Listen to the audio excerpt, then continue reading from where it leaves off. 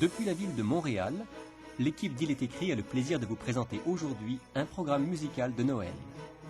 Marc Élisée dirige la chorale Il est écrit et un orchestre composé de jeunes étudiants de l'université McGill. Nous accueillons également Sean Boonstra, qui est l'orateur du programme Il est écrit pour le Canada anglophone.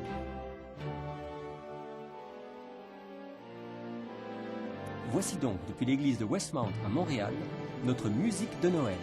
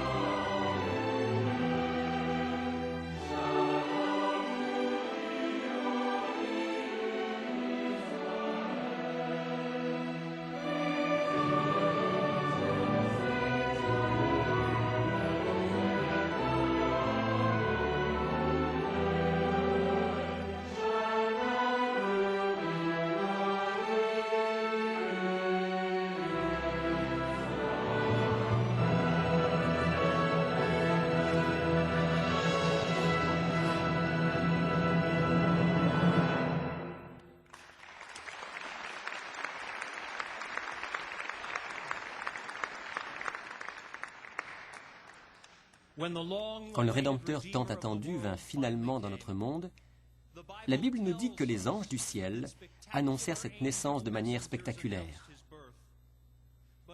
Mais l'Évangile attire aussi notre attention sur le fait que le message ne fut pas adressé à l'empereur dans son palais de Rome, ni au gouverneur de Syrie dans sa résidence de Damas. Les anges ignorèrent même les plus grandes autorités religieuses de l'époque. La Bible nous dit ceci dans l'Évangile selon Luc, chapitre 2, verset 8. Il y avait dans cette même contrée des bergers qui passaient dans les champs les veilles de la nuit pour garder leurs troupeaux. Un ange du Seigneur leur apparut, et la gloire du Seigneur resplendit autour d'eux. Ils furent saisis d'une grande crainte, mais l'ange leur dit « Soyez sans crainte, car je vous annonce la bonne nouvelle d'une grande joie qui sera pour tout le peuple. Aujourd'hui, dans la ville de David, il vous est né un sauveur, qui est le Christ, le Seigneur. » Les anges allèrent vers d'humbles bergers, des gens comme vous et moi, parce que Jésus est venu pour vivre comme l'un des nôtres. Ce soir, retournons à Bethléem pour quelques instants avec le premier Noël, un traditionnel anglais.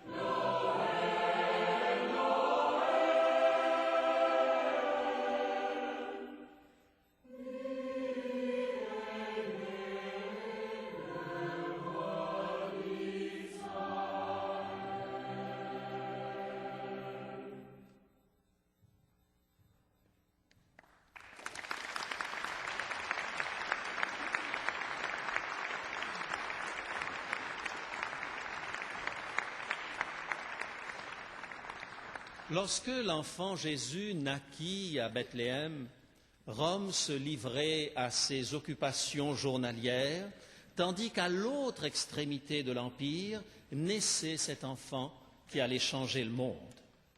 Que l'on soit croyant ou non, on ne peut ignorer ce phénomène qui a bouleversé le monde. À la violence de cet empire romain qui dominait l'univers connu d'alors d'une main de fer, Jésus-Christ a opposé une douceur venue d'un autre monde. C'est pourquoi le chant que nous allons entendre maintenant, « And he shall feed his flock » et il nourrira son troupeau, correspond bien à cette approche que le Christ nous a fait connaître à travers sa venue et son incarnation.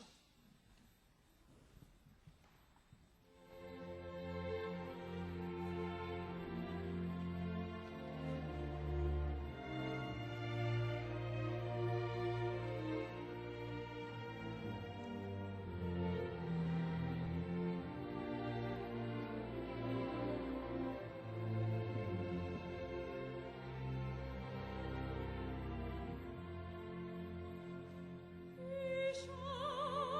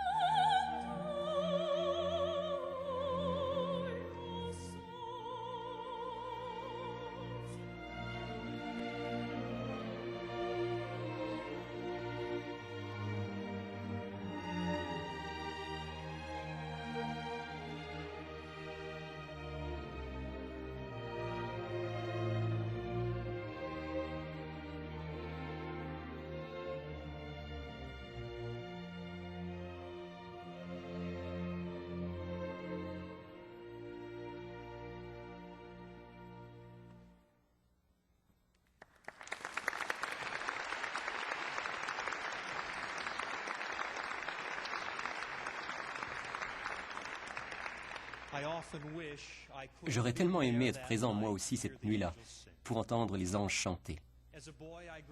Dès ma tendre enfance, j'ai grandi dans un petit village de Colombie-Britannique. Et une fois par an, les familles de la région se retrouvaient tous ensemble pour chanter les chants de Noël, les chants que nous aimions tant. Et il y avait un moment particulier dans ce concert de Noël qui me donnait des frissons. C'était le moment où tout le monde se levait et entonnait un hymne sur le chant des anges à Noël. Et alors, en tant que petit garçon, je regardais les gens dans la pièce et je prenais conscience que nous venions tous de milieux différents, d'églises différentes, de pays différents. Mais il y avait une chose qui nous unissait tous, c'était Jésus-Christ. Écoutez le message des anges qui chantent.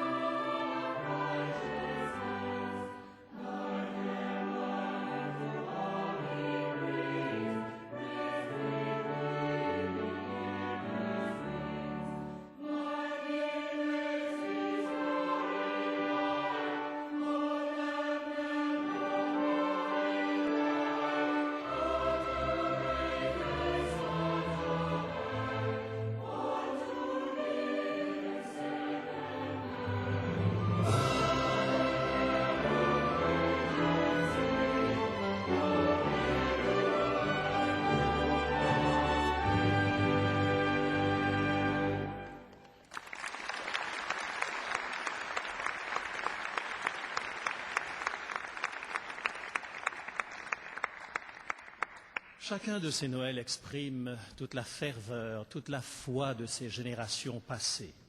Et celui que nous allons entendre maintenant a d'abord été écrit en latin, curieusement, par un auteur britannique, et ensuite traduit en français également.